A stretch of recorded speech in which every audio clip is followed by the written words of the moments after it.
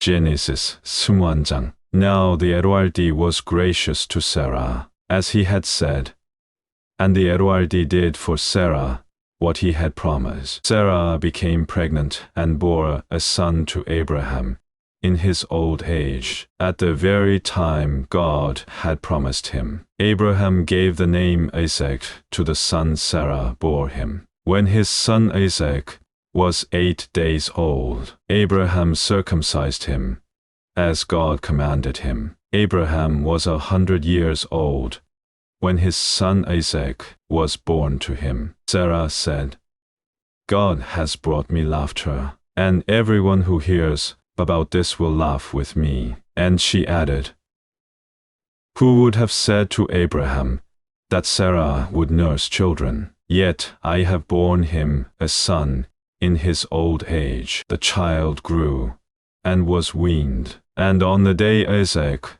was weaned, Abraham held a great feast. But Sarah saw that the son, whom Hagar the Egyptian had borne to Abraham, was mocking, and she said to Abraham, "Get rid of that slave woman and her son, for that slave woman's son will never share in the inheritance with my son Isaac." The matter distressed Abraham greatly, because it concerned his son. But God said to him, "Do not be so distressed about the boy and your maidservant. Listen to whatever Sarah tells you, because it is through Isaac that your offspring will be reckoned. I will make the son of the maidservant into a nation also, because he is your offspring." Early the next morning, Abraham took some food and a skin of water, and gave them to Hagar. He set them on her shoulders, and then sent her off with the boy. She went on her way, and wandered in the desert of Beersheba. When the water in the skin was gone, she put the boy under one of the bushes. Then she went off, and sat down nearby, about a bowshot away, for she thought, "I cannot watch the boy die." And as she sat there nearby, she began to sob. God heard the boy crying, and the angel of God called to Hagar from heaven, and said to her, "What is the matter, Hagar? Do not be afraid. God has heard the boy crying as he lies there. Lift the boy up, and take him by the hand, for I will make him into a great nation." Then God opened her eyes, and she saw a well of water.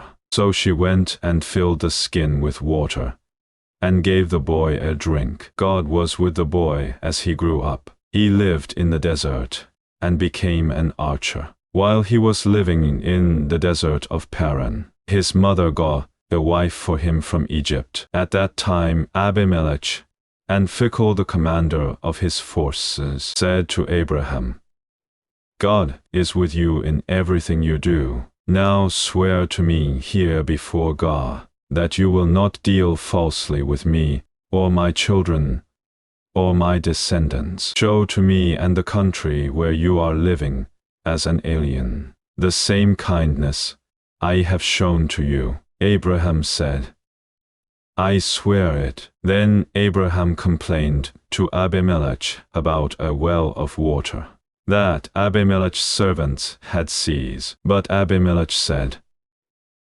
"I don't know who has done this. You did not tell me, and I heard about it only today." So Abraham brought sheep and cattle, and gave them to Abimelech, and the two men made a treaty. Abraham set apart 7 ewe lambs from the flock, and Abimelech asked Abraham, "What is the meaning of these 7 ewe lambs you have set apart by themselves?" He replied, "Accept these 7 lambs from my hand, as a witness that I dug this well." So that place was called Beersheba, because the two men swore an oath there, after the treaty had been made at Beersheba.